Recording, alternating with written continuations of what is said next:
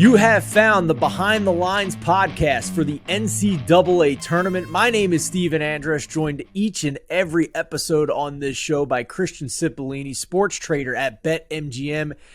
It is March Madness time, and in this episode, we are going to look at some of the interesting data over at BetMGM in terms of the biggest liabilities to win the national championship for the sportsbook. We'll also look at which sides are getting the most handle, most total dollars bet in terms of spreads for the round of 64, and we will also tell you which underdogs are getting bet the most to win outright in the round of 64. Christian, it's been a little bit since we talked to you around the Super Bowl time and a little bit after that, but it's great to have you back, man. What better time to have another episode here but March Madness? One of the best weeks of the year. Yep. Very excited to be back. How is your handle like this week compared to a typical NFL week? I assume you're pretty busy this week, but I'm curious if it's the same as like a typical NFL week. Over the spread of the week, it'll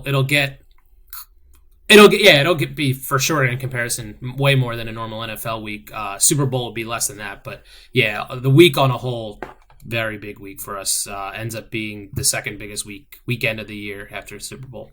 I love it. First round games on Thursday and Friday, second round games on Saturday and Sunday. Let's hop right into it here in terms of national title futures over at BetMGM. Houston is the favorite at plus 550, followed by Alabama and Kansas at plus 800. All three of those teams one seeds, of course. The final one seed is Purdue at 11-1, and then we have a couple of two seeds at UCLA and Arizona at 12-1. Everybody else down the board, longer odds than that. Let's start with where your liabilities are. Obviously, you guys take money in this market throughout the course of the college basketball season. This is what teams you guys are rooting against, the teams that are going to cost you the most money. So which are the three top liabilities for you guys if they cut down the nets at the Final Four? So the number one team that we're fading, the one we don't want to happen is we don't want to repeat. We don't want Kansas going back-to-back here. We've opened in the Kansas market, so we've taken a lot more Kansas bets than we normally do, and they're by far a top loser for us. Well, their bracket is loaded, so you got some help from the selection committee Yes. for sure. If you look at some of the advanced metrics and advanced rankings out there, I mean, UConn as a 4 seed, UCLA as a 2 seed, Gonzaga as a 3 seed. These are all top 20 teams in the country. They all wind up in the same bracket. St. Mary's as a 5 seed, also widely considered as a top 20 team across any rankings or advanced metrics that you look at. And then our Eli Hershkovich likes the 8 seed at Arkansas as a long shot Final Four pick based on the fact that they have so many NBA lottery picks coming up here. They just underachieved during the season, but they certainly have the top end talent to compete with anybody in terms of just sheer talent and upside. So the draw helped you guys in terms of your potential liability with Kansas for sure. I think they got by far the toughest draw here. What other teams are you rooting against to hopefully not win the national championship? Yeah, so second for us is Duke. Just because of where their price point has been, they haven't been one of the top teams, consistently throughout the season. So some people got them at a little bit better price. They're not one of our most bet on teams, but they are in terms of liability one of our bigger losers, second biggest loser. So we're hoping to fade them. Duke sitting at 30-1 right now at BetMGM. They are the 5 seed. They're going to take on the 12 seed Oral Roberts. We are going to talk a little bit more about this game coming up when we talk about what sides and money lines are getting the most action ahead of the round of 64 here. But who's that third team, Christian, in terms of liability for you guys? Yep, and then the third team where we want to fade here is Alabama, currently tied for second best odds at plus 800. We've taken bets on them throughout the year. They're one of our most bet on teams, actually our second most bet on team throughout the season. So another one we're looking to fade, but they also have a pretty good chance of going far.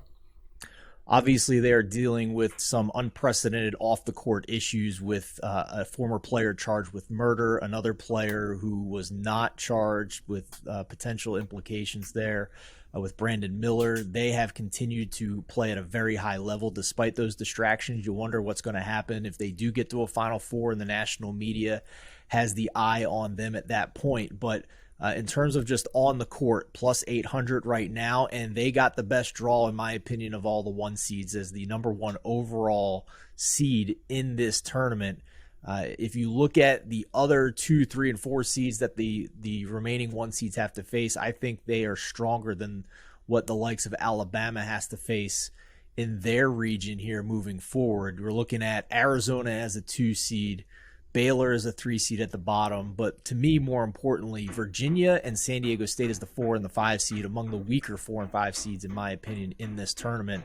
So that is potentially a pretty good path for Alabama to get to the Elite 8 here, and then we'll see which of those teams at the bottom of the South region make it to face Bama if they get that far. So we'll see about that one, Christian. But let's move forward here. Let's look at some of the spreads for the first round games of the NCAA tournament. And I want to ask you which spreads are getting the most handle, the most total dollars bet. We'll start with just the overall team that's getting the most bet in terms of the spread, and then we'll talk about some of the underdogs, the lower seeded teams that are getting more money than the higher seeded teams. But I don't think anybody's going to be all that surprised if they know about college basketball betting history when you tell us which team's getting the most money to cover the spread right now. So I actually have the underdogs that are taking the most money. Okay. That's the number I have here. And the one that we've taken a lot of money on is Utah State. We've actually ended up taking more than Missouri for them. They're the favorite now, even though they're the 10 facing the 7. But they've taken a lot of action early, and a lot of these bets that we'll cover in this section here. These are the bets that are coming in early. So typically those are the smarter bets. The earlier action tends to be more sharper side. Fair enough. So Utah State, the 10, getting more money to cover the spread than the 7 Missouri. A couple others here that you mentioned. Let's start with Iona, the 13 seed, going up against the 4 seed UConn. All the rumors of Rick Pitino maybe leaving Iona after the season to go back to the Big East. Well, if that's the case, here's your Big East opponent in UConn, who a lot of people like throughout the year as a dark horse to win the national title. But you're getting some money here for them to cover this spread, it looks like. Yeah, we've taken more money on Iona to cover the spread than we have on UConn. We still have more money on UConn money line, but yeah, so far people do like Iona there at this plus 9.5 that we're at now. And how about the third underdog, or at least in terms of the seed lines that are getting more bets on the spread than the higher seeded team? That'd be Furman against Virginia, and actually they've taken like almost significantly more money than Virginia has so far early. So the early bettors are big on Furman. I do want to circle back here to what I kind of led you into. We talked about the underdogs there, but you also mentioned to me off air before we started recording that Duke is getting a lot of bets in terms of the spread, right? Like, how does that compare to the 3 underdogs that we just talked about? Generally, Duke is a team that gets a ton of action just because they're Duke and they're a brand name, right? Yeah, Duke has taken a ton of action. They're actually one of the more bet on games so far that we've had so far. They're top 3 for us right now. Duke usually will be the team that takes more action than most teams. And so that's nice that they're back in the tournament so that we can get some more action on them. So just a quick recap, those other 3 underdogs that are getting more bets on the spread than the favorite. Furman is plus 5.5 right now to cover against the 4 seed Virginia. Utah State, the 10 seed, is actually the favorite right now. They're minus 1.5 against the 7 seed Missouri, and Iona is plus 9.5 against UConn as we record here on Tuesday late morning, early afternoon. Christian, let's move forward now to what I think is the most interesting thing I can ask you in terms of the sports book for the NCAA tournament, and what I think a lot of people will be curious to hear. It's the NCAA tournament. People love to pick an upset. Which of these double-digit seeds are going to beat their higher seeded opponents? The 5-12 is the traditional. In recent years, we've seen more 13s pull off upsets against the 4s. We've seen 15s beat 2s. We've seen 14 seeds beat 3s a little less often, but they do happen. And of course, we all remember when UMBC beat Virginia, the only 16 seed to ever beat a 1 seed. So in terms of those double-digit seeds, give us the first team that stands out to you in terms of total handle, the most handle to pull the upset here in the first round. So we did mention that Duke or Roberts game there. So while we're taking a lot of money on Duke spread and money line, on the flip side of the teams, lower seeded teams with big money line they're bigger dogs on the money or on the spread. Yeah. Oral Roberts is the one we've taken a ton of bets on. People all throughout the past few days see nothing but bets come through on Oral Roberts on the money line, so they're definitely one of the more favorites to pull off an upset. Well, that would be not the first time Oral Roberts has made a run in the NCAA tournament, right? So we'll see how that goes. We're looking at around, plus 210 right now for the money line on Oral Roberts. That has come down a little bit. So we'll see if they were able to pull that one off. That game is Thursday night, 7 o'clock against Duke, the 5 seed. So what else here? That's the typical 5-12 matchup. So I'm not totally surprised about that. There's another 5-12 matchup that stood out to you as well in terms of the action you're seeing, right, in this Miami-Drake game. Yeah, so we've actually taken a ton of Drake money as well, so people aren't very keen on the Hurricanes in early action so far. Maybe that changes as we get closer to it, but so far people are liking Drake on the money line. Our lead college basketball writer, Eli Hershkovich, touched on a Miami injury that they're dealing with a big man on the inside. You can go listen to that over on the Outside Shots podcast if you're listening on audio, or you can also find it here on our YouTube channel.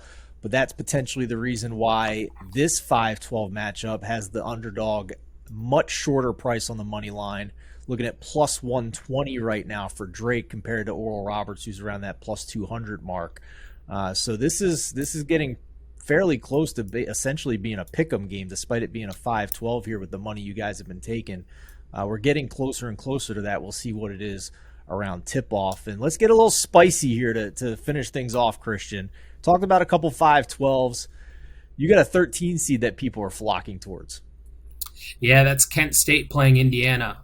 We've actually taken more money on the money line and spread on Kent State by about 3-1 on Kent State over Indiana. That's pretty stunning to us. We're live in Indiana too, so it's not like we're missing up on the hometown action. So yeah, so far Kent State people are loving that. And BetMGM at this hour, as we record on Tuesday morning, still has the best price available on Kent State to pull that upset at plus 165 right now as the 13 seed over the 4 seed Indiana. Indiana's kind of been on the seesaw, right? They'll upset Purdue, pull a big upset, and then get blown out by Iowa. So which team is going to show up here? They aren't exactly one of the more prominent three-point shooting teams, so their ceiling may not be as high on a game-to-game basis. They're going to play in naturally some tighter games if they're going to win those games because they're not shooting the lights out from three.